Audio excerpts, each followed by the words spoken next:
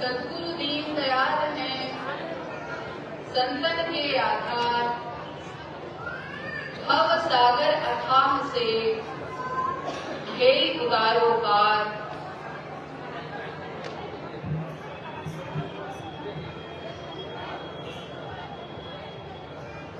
सद्गुरु आए लोक पे देह धरी जग आए, जीवन बंध छुड़ाए के बंदी झोर कहाए। नाम कबीर जग विदित है भक्ति मुक्ति दातार, जीव मुक्तामन कारणे आए जगत मझार। अखिल ब्रह्मांड के कण कण में विराजमान अनंत सत्ता स्वरूप सद्गुरु कबीर साहेब, धनी धर्मदास जी साहेब, आमीन माता साहिबा एवं 4 गुरु वंश 42 साहेब के पावन चरण कमलों में कोटि कोटि वंदनी करते हुए सभा में उपस्थित समस्त साहेब के प्रेमी हंसजनों को भी मेरी साहेब वंदनी साहेब। अपार हर्ष एवं प्रसन्नता का विषय है कि हमारे आराध्य परम पूज्य पंच श्री हुजूर प्रकाश मुनि नाम साहेब एवं परम पूज्य पंच श्री हुजूर उदित मुनि नाम साहेब की असीम दया, आशीर्वाद और प्रेरणा से प्रयागराज की इस पावन धरा पर महाकुंभ के पावन अवसर पर श्री सद्गुरु कबीर धर्मदास वंशावली प्रतिनिधि सभा दामाखेड़ा के तत्वाधान में इस पावन संत समागम समारोह का भव्य आयोजन किया जा रहा है। इस पावन समारोह के अंतर्गत आयोजित आज की सभा में आप सबके समक्ष मुझे कुछ कहने का अवसर मिला। इसके लिए मैं अपने आराध्य परम पूज्य पंच श्री हुजूर साहेब जी के चरणों में बार बार वंदन करती हूँ एवं सभा में उपस्थित समस्त साहेब के प्रेमी हंसजनों को भी आभार प्रकट करती हूँ। जैसा कि आप सभी जानते हैं कि प्रयागराज का यह महाकुंभ मेला संसार का सबसे बड़ा मेला है, जिसके बारे में पूरा विश्व बात करता है। यहाँ पर देश के कोने कोने से, देश के विभिन्न राज्यों से, विदेशों से लोग आते हैं, जिनकी भाषा अलग होती है, धर्म अलग होता है, जाति संप्रदाय अलग होता है, परंतु यहाँ आकर सब इस संगम में मिलकर एक हो जाते हैं।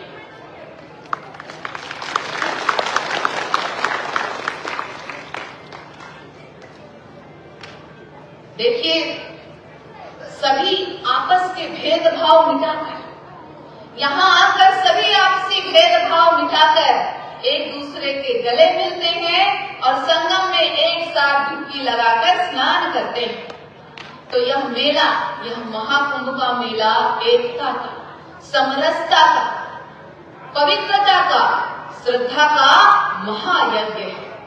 विदेशों से आने वाले लोग दांतों तले उंगली दबाते हैं, आश्चर्य में पड़ जाते हैं कि बिना किसी निमंत्रण के इतना बड़ा आयोजन कैसे हो सकता है।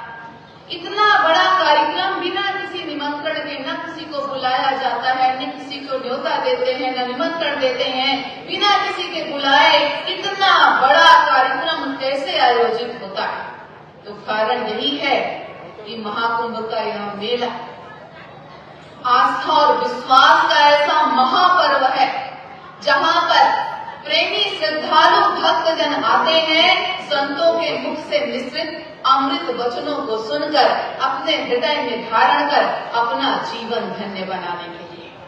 देखिए, अमृत की कोई दुकान नहीं होती है, अमृत किसी बाजार में नहीं मिलता। अमृत संतों के मुखारबिंद से निकला हुआ सार शब्द होता है, सत्य शब्द होता है, जिसे प्राप्त करके जीवन सफल हो जाता है।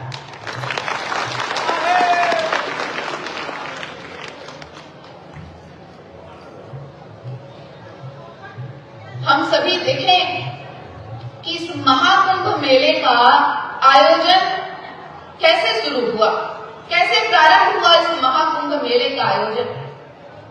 देखिए, देवताओं और दानवों ने मिलकर एक साथ समुद्र मंथन किया। समुद्र मंथन में 14 रत्न निकले। सबसे आखिरी में, अंत में धन्वंतरी अमृत कलश लेकर प्रकट हुए और उस अमृत को लेकर देव और दानवों में युद्ध छिड़ गया, संग्राम छिड़ गया। सभी अमृत पाने को आतुर थे, क्या देव क्या दानव, सब अमृत पाने को आतुर थे। तो संग्राम छिड़ गया देव और दानवों में। देवराज इंद्र के पुत्र जयंत अमृत कलश को लेकर भागने लगे। देवताओं ने जब अमृत कलश को उठाया तो जयंत देवराज इंद्र के पुत्र अमृत कलश को लेकर भागने लगे। तो दानवों ने उनका पीछा किया। भागते समय अमृत कलश से कुछ बूंदे इस धरती पर टपक गई, कुछ बूंदे इस धरती पर गिरी। तो जिन 4 स्थानों पर अमृत कलश से बूंदे गिरी वो स्थान कौन? प्रयागराज, हरिद्वार, उज्जैन और नासिक। इन 4 जगहों पर जहां जहां अमृत की बूंदे गिरी, वही अमृत को इकट्ठा करने के लिए, उस अमृत का रसपान करने के लिए महाकुंभ पर्व का आयोजन किया जाता है।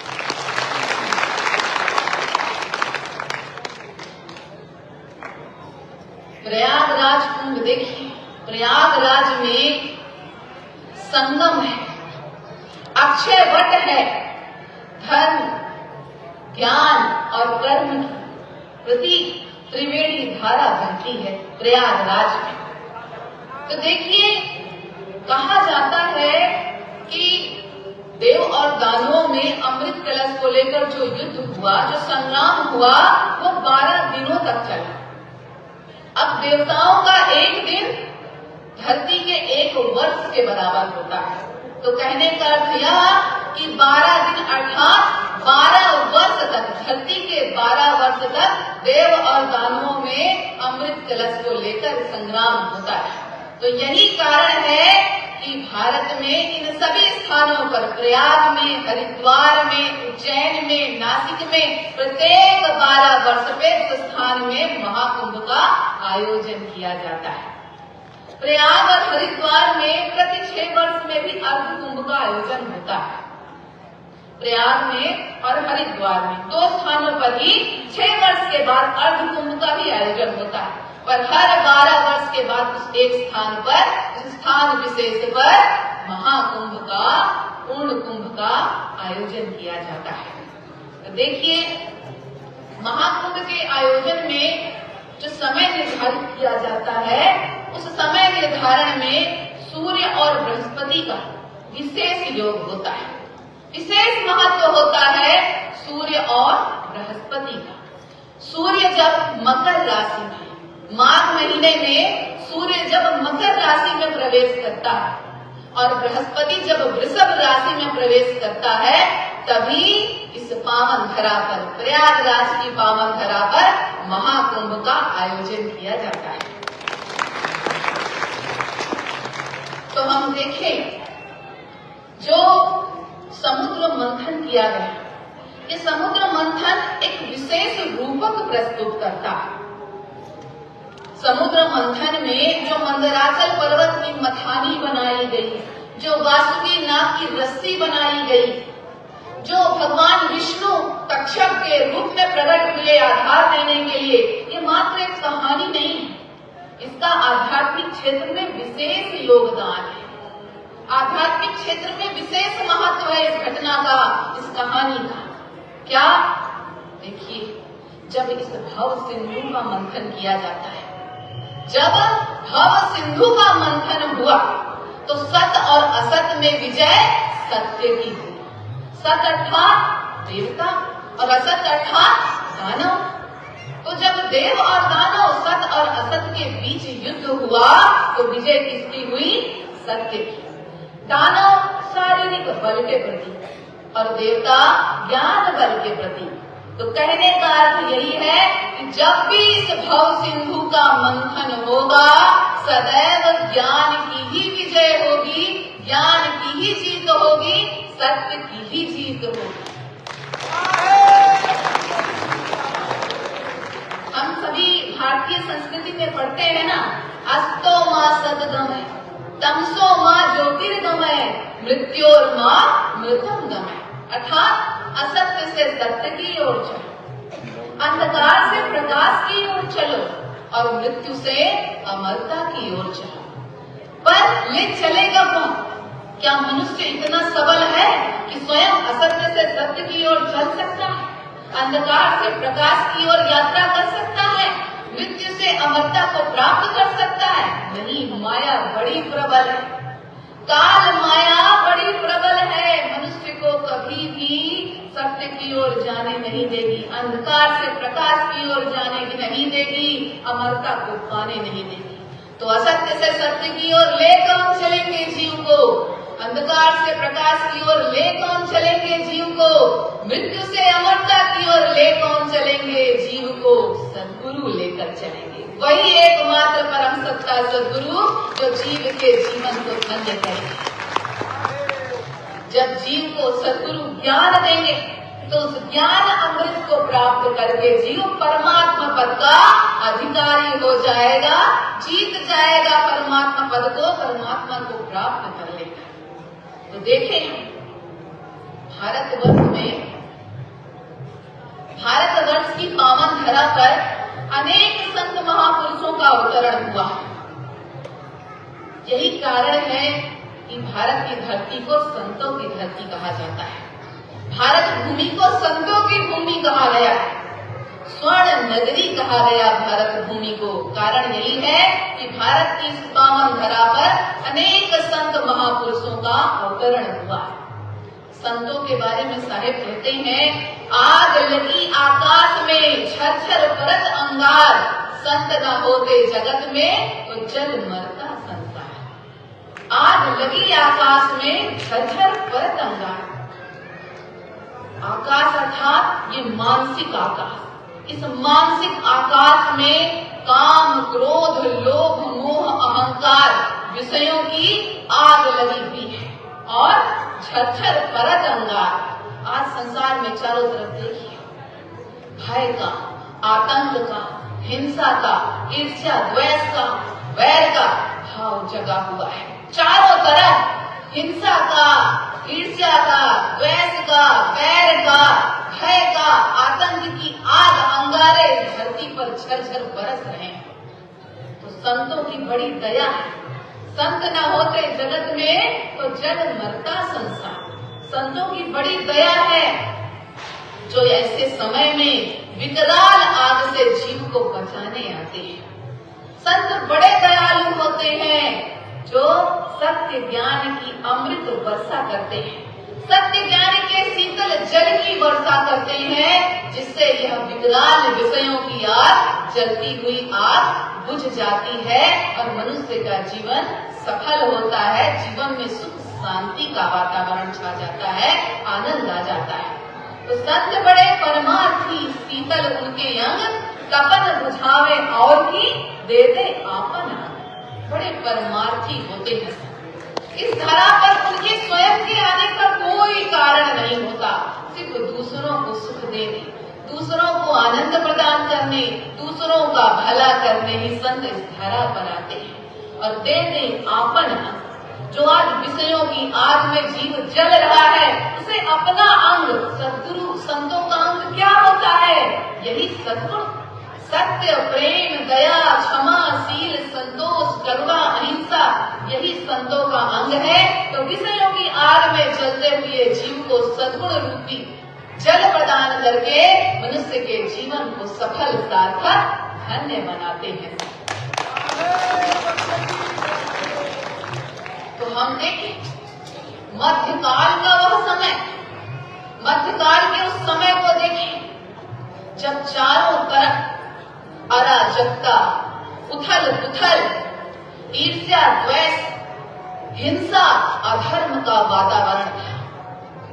एक तरफ हिंदू धर्म अनेक संप्रदायों में बंट गया था, टूट गया था, अनेक मत मतांतरों में विभक्त हो गया था हिंदू धर्म। वहीं मुगल शासकों के अत्याचार से त्रस्त जनता आशा भरी नजरों से देख रही थी अपने उद्धारक की ओर कि हे परमात्मा आप कब आओगे। आशा भरी दृष्टि से ऐसे विषम समय में जीव देख रहा था कि हे परमात्मा, हे मेरे उद्धारक, कब आओगे तुम। और फिर क्या हुआ? कांपी धरती सह न सकी, अधर्म अत्याचार जीव उबारन जग में हुआ तब सत्य कबीर अवतार। अधर्म के ऐसे विषम विकट वातावरण में जीवों के जीवन को धन्य बनाने के लिए वो सत्य पुरुष परमात्मा सतगुरु कबीर साहब के रूप में इस धरा पर प्रकट हुए। तो संवत 1455 विक्रम में काशी शहर के लहर तारा तालाब में कमल पुष्प पर सतगुरु कबीर साहब अवतरित हुए। गरीबदास जी इस घटना का वर्णन करते हुए लिखते हैं कि गगन मंडल से उतरे सतगुरु सत्य कबीर, जलज माही पौढ़न किए दो दीनन के दी। सतगुरु सत्य कबीर, देखिए यहाँ पर एक बात ध्यान दें हम कि सभी संतों ने कबीर साहब को एक मत से सतगुरु कहा, सतगुरु कहा। सभी संत, सारा संसार कबीर साहब को एक मत से सतगुरु कहता है। क्यों कहता है? कबीर साहब को सतगुरु क्यों कहा? कबीर ऐसा सतगुरु मिला तासे रहिए ला, सब जगतो शीतल भया मिटी आपनी याद। कबीर साहब को सतगुरु क्यों कहा गया? देखिए, इस संसार में सबसे दुर्लभ क्या होता है? क्या पाना इस संसार में सबसे दुर्लभ है? इस संसार में सबसे दुर्लभ मानव तन का प्राप्त होना है। मानव जीवन का मिलना बड़े भाग्य की बात है। इस मानव तन को पाने के लिए देवी देवता तक तरसते हैं। बड़े भाग मानुष तन पावा, सुर दुर्लभ सदगंथन गावा। तो इस मानव तन को प्राप्त करना बड़े भाग्य की बात होती है।